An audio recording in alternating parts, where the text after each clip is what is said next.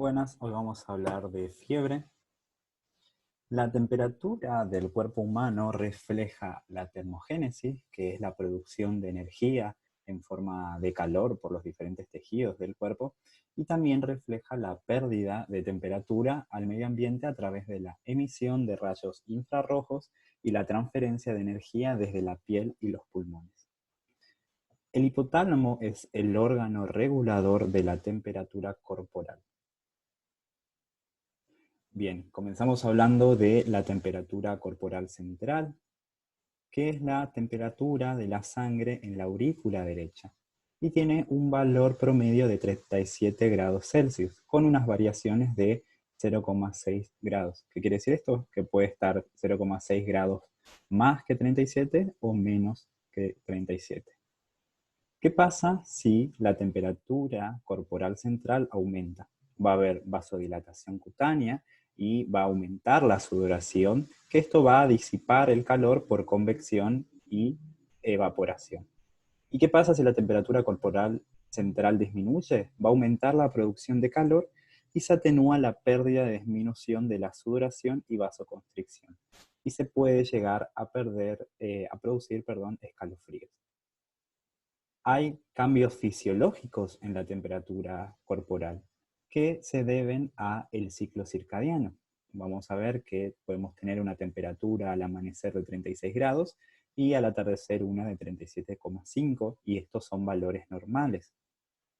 Y también hay ciertas condiciones que también van a cambiar la temperatura corporal, como la ingesta de alimentos, la ovulación, el ejercicio extremo, la vestimenta que utilicemos, los abrigos y la calefacción de la habitación en que nos encontremos.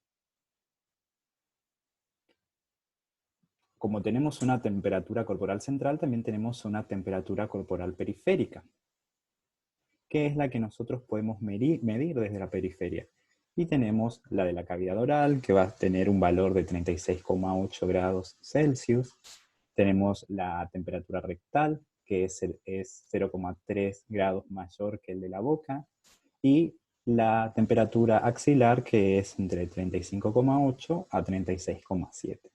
Hay algunos conceptos que hay que tener en cuenta cuando hablamos de fiebre. Por ejemplo, la febrícula, que son valores entre 37 y 37,5. Llamamos fiebre cuando ya es mayor a 37,5. Y hablamos de hiperpirexia cuando es mayor a 41,5. Y también hablamos de hipotermia cuando es menor a 35 grados. Hay que hacer unos diagnósticos diferenciales entre fiebre y la hipertermia. La fiebre es la elevación regulada de la temperatura por encima de los valores normales, por la reprogramación del hipotálamo mediado por citoquinas que se generan por estímulos pirogénicos. Mientras que la hipertermia es la elevación de la temperatura por encima de los valores normales debido a una producción excesiva de calor o una disminución de la disipación del calor o por una pérdida de la regulación central que se produce por lesiones. ¿Cuáles son las causas que me llevan a una hipertermia? El ejercicio, el golpe de calor, el síndrome neuroléptico maligno en los pacientes que toman antipsicóticos, la deshidratación y el alcohol. ¿Cuáles son las causas de fiebre? Son múltiples.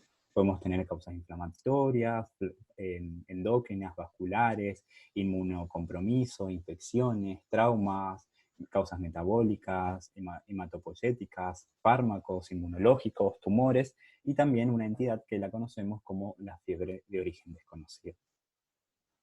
¿Cómo podemos medir la temperatura periférica? A través del termómetro electrónico. Ya hoy en día se dejó de utilizar el termómetro de mercurio por ser tóxico para nuestro organismo. Hay algunos síntomas que pueden acompañar a la fiebre, que son el mal estado general, la debilidad, la anorexia, la artralgia y las mialgias, la cefalea, la fotofobia, el dolor ocular, la convulsión febril en el niño y el delirio en los ancianos. Hay que tener en cuenta que por cada grado de temperatura elevado va a aumentar 10 veces la frecuencia cardíaca. O sea que si nosotros tenemos 38 grados de temperatura, va a aumentar 10 veces la frecuencia cardíaca. Bien, hay que hablar sobre unas entidades clínicas, que son la fiebre aguda, la fiebre prolongada, la fiebre de origen desconocido y la fiebre del paciente inmunocomprometido. La fiebre aguda es aquella que se produce durante 15 días. Es la que dura menos de 15 días. Y se debe a infecciones. Infecciones principalmente de las vías aéreas, de las vías urinarias o de la piel y partes blandas. El grado de elevación de la temperatura no se correlaciona con la gravedad.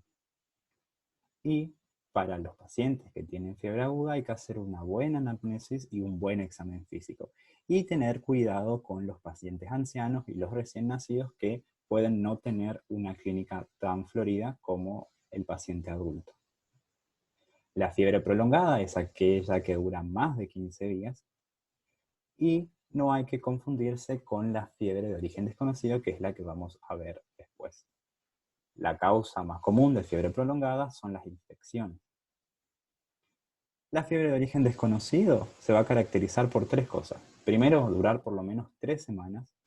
Segundo, tener una temperatura de 38,3 en 3 ocasiones mínimas. Y por último, no lograr un diagnóstico etiológico. Tenemos diferentes tipos de fiebre de origen desconocido. Tenemos la clásica, que es la que definimos con los criterios que acabamos de nombrar. La nosocomial, que es la fiebre en un paciente internado, que no tenía infecciones previas y que no se puede llegar a un foco infeccioso luego de realizar varios cultivos. Muchas de las causas de fiebre de origen desconocido nosocomial pueden ser por una infección asociada a catéter. Otro tipo es la neutropénica, que se da en pacientes neutropénicos que no tienen un foco infeccioso. Y por último, la fiebre de origen desconocida asociada a pacientes con HIV y que va a aparecer en etapas avanzadas de la inmunodepresión. Y esto se va a dar por infecciones oportunistas. Algunos exámenes complementarios que podemos realizar en el paciente con fiebre de origen desconocido: un laboratorio completo con un hemograma, un recuento y fórmulas leucocitarias y recuento de plaquetas, eritrosedimentación, hepatograma, orina completa, radiografía de tórax, también podemos hacer hemocultivos y urocultivos. Hay que buscar factor antinuclear y factor reumatoide. Se puede realizar pruebas cutáneas de tuberculina, serología para HIV y descartar el HIV. Y también podemos realizar imágenes de abdomen como una tomografía o una ecografía que me ayuden a buscar el origen de la fiebre. Por último, tenemos la fiebre en el paciente inmunocomprometido, que siempre un paciente inmunocomprometido con fiebre se debe buscar el foco porque la fiebre en estos pacientes puede llegar a ser mortal. Muchas gracias.